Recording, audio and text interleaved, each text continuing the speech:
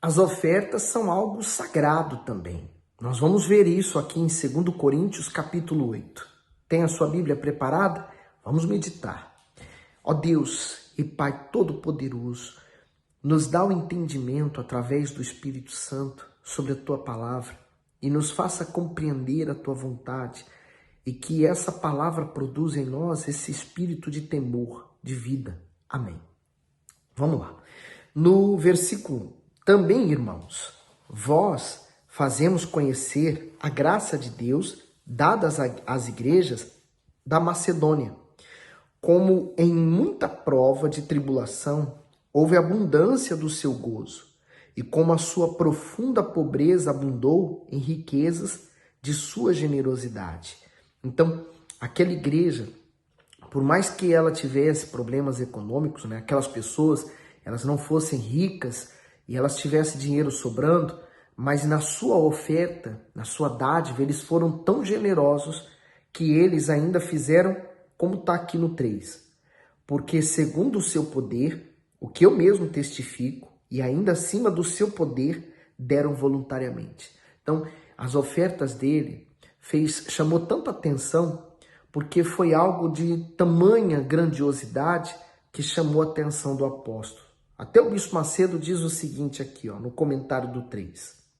As ofertas voluntárias são proporcionais ao que a pessoa possui. Ninguém pode oferecer o que não tem para dar. Mas quando Paulo menciona acima do seu poder, quis dizer que a oferta que as igrejas da Macedônia deram possuía um caráter sacrificial, isto é, eles não deram aquilo que estava sobrando, mas fizeram além das suas condições.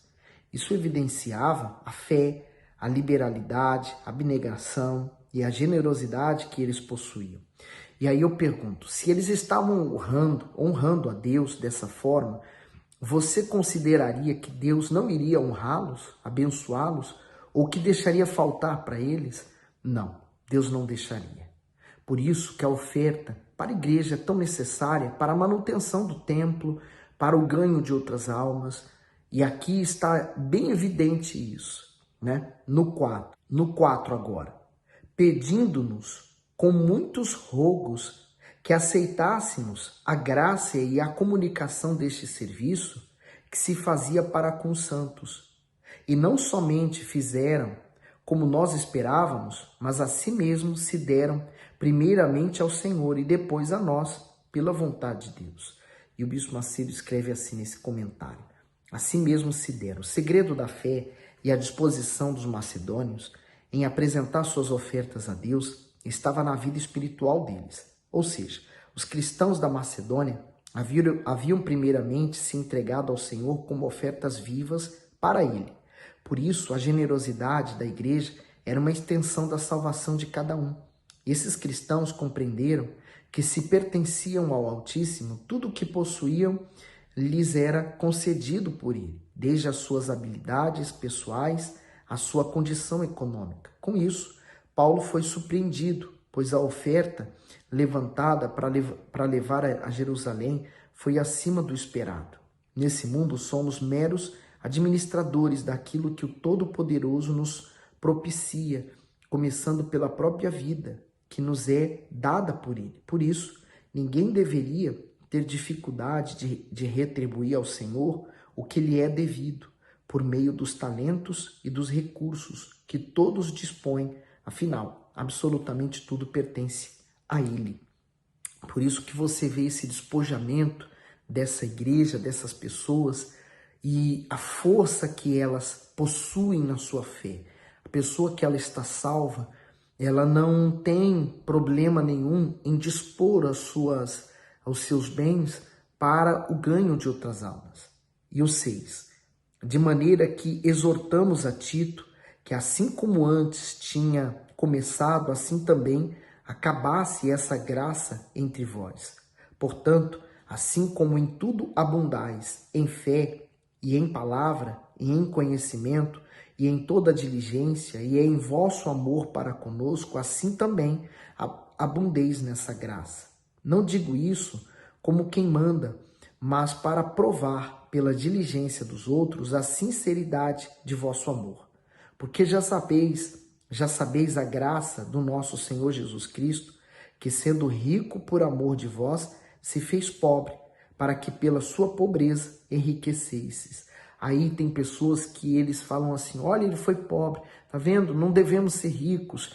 E prega que a pobreza é algo que agrada a Deus. Eu duvido muito. Mas eu acredito sim que Deus queira te dar condições econômicas, porque se você tem seu coração aberto para ajudar o próximo, ele vai te dar mais e mais condições para que você possa continuar sempre ajudando. Olha o que o Bispo Macedo diz aqui no comentário. Pela sua pobreza enriqueceis. O Filho de Deus desfrutava de toda a riqueza, de toda a glória junto ao Pai. Mesmo sendo Criador e possuidor dos céus e da terra, ele se despojou de tudo para se submeter à condição de homem e de servo para padecer e oferecer a si mesmo. Portanto, o Senhor Jesus é a oferta perfeita de Deus e o único sacrifício capaz de remir a humanidade dos seus pecados. Na renúncia do Salvador, o homem pode encontrar a vida abundante em todos os sentidos. A pobreza do Filho do Altíssimo trouxe para nós uma herança incorruptível e riquezas duráveis e eternas, que por nós mesmos jamais iríamos alcançar. Portanto, tudo o que fazemos para o Altíssimo, seja físico, seja espiritual, é uma oferta que simboliza o Senhor Jesus. Essa é a razão de a oferta ser tão santa e sagrada quanto a própria palavra de Deus. Aquele que a considera ou a enxerga com maus olhos, ou seja, do ponto de vista meramente financeiro, ainda não compreendeu a essência da vida cristã, sacrificar a própria vida em prol da vontade do Altíssimo.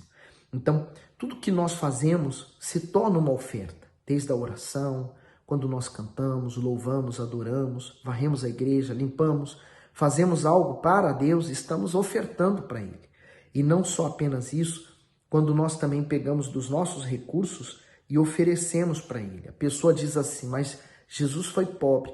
Não é que Jesus foi pobre, é porque Ele estava na glória de Deus e nenhum de nós fazemos ideia ou temos noção do que é essa grandeza de estar junto com o Pai, nessa grandeza, o Criador.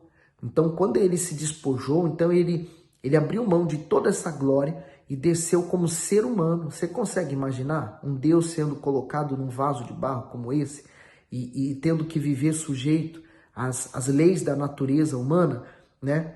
Cansaço, fome, fadiga, né? O medo, a ansiedade, a dor, tudo isso ele estava sujeito. Mas ele, por ser Deus, ele era completo em si mesmo, então ele conseguia controlar essas emoções nele. Olha só o 10. E nisto dou o meu parecer, pois isto convém a vós, que desde o ano passado começastes, e não foi só praticar, mas também querer. Agora, porém, completai também o já começado, para que, assim como houve a prontidão de vontade, haja também o cumprimento segundo o que tendes. Porque se há prontidão de vontade, será aceita segundo o que qualquer tem, e não segundo o que não tem. E o Bispo Macedo explica o seguinte, prontidão de vontade. Quando uma pessoa apresenta suas ofertas a Deus, ela é avaliada por aquilo que ofereceu e pelo que poderia ter oferecido. Não é o valor monetário que importa para o Senhor, e sim a entrega verdadeira do ofertante e a sua disposição em lhe agradar. Esse princípio fica claro no exemplo da viúva pobre, que, segundo a avaliação do Messias, deu mais do que todos os ofertantes ricos, porque ela deu tudo o que possuía. Está em Marcos 12, 41, 44. Mas no gesto daquela mulher estava a grandeza da sua fé. Portanto, o Altíssimo vê além de que temos em nossas mãos para dar, isto é, ele vê a nossa confiança em sua palavra, a nossa disposição e a nossa presteza para com a sua obra. E daí vem a honra de Deus, porque a pessoa que está fazendo isso, ela está disposta a honrar aquele Deus com o melhor que ela tem. É como, por exemplo, aquela viúva de Sarepta, em que o profeta foi até a casa dela e ele falou para ela fazer um pão para ele. E ela falou assim, olha, desculpa, mas o que eu possuo é um pouco de farinha, um pouco de azeite, e com isso aqui eu vou fazer um pão para mim e para o meu filho e vamos morrer, porque não há mais nada. E o profeta usado por Deus, ele falou, tão certo como Deus existe, não vai faltar nem a farinha nem o azeite. Mas primeiro faça um bolo para mim e depois faça para você e para o seu filho. E quando ela obedeceu, então ela viu a sua farinha prosperar, seu azeite prosperar e nada lhe faltou. E superabundou, né? O que a falta já não existia mais. Então, quer dizer, ela pegou do melhor e ela ofereceu ao profeta. O profeta ali simbolizava o próprio Deus, recebendo aquele pão das mãos daquela viúva, e ela, da sua farinha e do azeite, representava a sua oferta, ela entregando nas mãos de Deus. Deus então fez prosperar a vida daquela viúva. E aí diz assim no 13, mas não digo isto para que os outros tenham alívio e vós opressão, mas para a igualdade, neste tempo presente, a vossa abundância supra a falta dos outros, para que também a sua abundância supra a vossa falta e haja igualdade. E aí você percebe a necessidade da oferta na igreja. A oferta da igreja, ela é o sangue da igreja. Então ela mantém os templos abertos, a manutenção das igrejas, o aluguel, né, a vida do pastor que está dando a vida dele naquela igreja. Então a oferta é o sangue da igreja que mantém esse trabalho, que mantém essa obra. Quantas pessoas, por exemplo, em busca de uma saída, às vezes em desespero, agoniada, muitas até pensando na morte, ligam a televisão e encontram um programa da televisão. E vem lá o pastor falando, o bispo falando, dizendo, olha, não se mate, tem jeito para a sua vida. E aquela pessoa, às vezes, já desesperançada, ouve aquela palavra e decide ir para a igreja. Quantas pessoas, por exemplo, entram na igreja em busca de uma ajuda, em busca de um socorro, muitas delas até pensando assim, olha, eu vou lá hoje, é a última vez que eu vou pisar o pé em algum lugar, mas depois desse lugar que eu vou morrer. E elas chegam aqui como se fosse o último lugar que elas fossem pisar na vida delas, porque dali em diante elas estavam decididas a tirar a vida. Mas quando saem da igreja, elas saem decididas a viver, lutar, e passado um tempo você vê essa mesma pessoa que chegou derrotada, você vê ela dando testemunho de vitória. Então, vamos manter essa obra, esse trabalho. Suas orações também são importantes. No 15, como está escrito, o que muito colheu não teve de mais, e o que pouco não teve de menos. Então, não faltou para quem deu muito, nem para quem deu pouco. No 16, mas graças a Deus, que pôs a mesma solicitude por vós no coração de Tito, pois aceitou a exortação e muito diligente partiu voluntariamente para vós. E com ele enviamos aquele irmão cujo louvor no evangelho está espalhado em todas as igrejas. E não só isso, mas foi também escolhido pelas igrejas para companheiro da nossa viagem nessa graça que por nós é ministrada para a glória do nosso Senhor e prontidão do nosso ânimo, evitando isto, que alguém nos vitupere por esta abundância que por nós é ministrada, pois procuramos o que é honesto, não só diante do Senhor, mas também diante dos homens. Com eles enviamos também outros nossos irmãos, o qual muitas vezes e em muitas coisas já experimentamos ser diligente, e agora muito mais diligente ainda, pela muita confiança que em vós tem. Quanto a Tito, é meu companheiro e cooperador para convosco. Quanto a nosso irmão, são embaixadores das igrejas e glória de Cristo. Portanto, mostrai para com eles, e perante a face das igrejas, a prova do vosso amor e da nossa glória acerca de vós. E graças a Deus.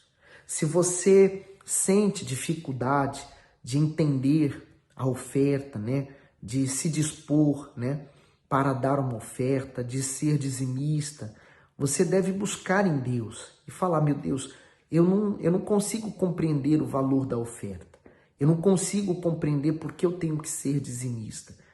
E o Espírito Santo, ele vai colocar na sua mente, no seu coração, o motivo pelo qual isso acontece e essa mesma disposição. É só você falar com Deus. Se você não crê que dando a sua oferta você irá receber de Deus, então peça a Deus, meu Deus, me dá essa fé. Eu não tenho essa fé de fazer isso. É Deus quem revela, não é os seus servos, não sou eu que convenço, mas é o próprio Deus. Ele é quem fala com a pessoa e a pessoa que ouve a ele vai na fé. E quem vai na fé pode ter certeza que Deus honra no final de tudo, tá bom? Que Deus continue iluminando você através dessas palavras. Partilhe esse vídeo com mais pessoas e sejam todos abençoados.